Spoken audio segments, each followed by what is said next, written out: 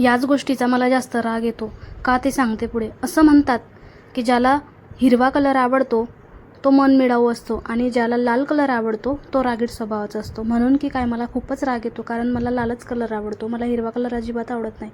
आपल्या आयुष्यात हिरवाई किती महत्त्वाची आहे माहिती आहे का तुम्हाला? सकाळी डोळं उघडलं ना आणि नजरेला जर एखादी हिरवं झाड दिसलं तर पूर्ण दिवसाची सुरुवात पॉझिटिव्ह होते की नाही? झाड फक्त आपल्याला ऑक्सिजन नाही देत, ते आपल्याला शांतता देतं, समाधान देतं माहिती आहे.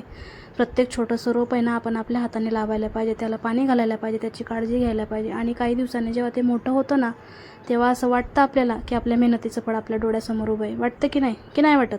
मला कमेंटमध्ये नक्की सांगा. आजच्या धावपळीच्या आयुष्यात आहे ना निसर्गाशी जोडून राहणं खूप गरजेचं आहे, पण आपल्याला तेवढा टाईम नाही ना.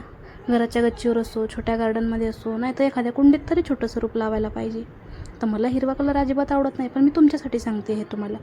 हिरवाई आपल्याला आतून जिवंत ठेवते. असं पण आपण रात्रदिवसा मेलेलेच असतो, पण ते जिवंत ठेवण्यासाठी ही हिरवाई महत्त्वाची. म्हणूनच चला एक झाड आपण लावूया, त्याला प्रेमाने वाढवूया आणि पुढच्या पिढ्यांसाठी ही हिरवाईचा वारसा सोडून जाऊया. कळलं काय?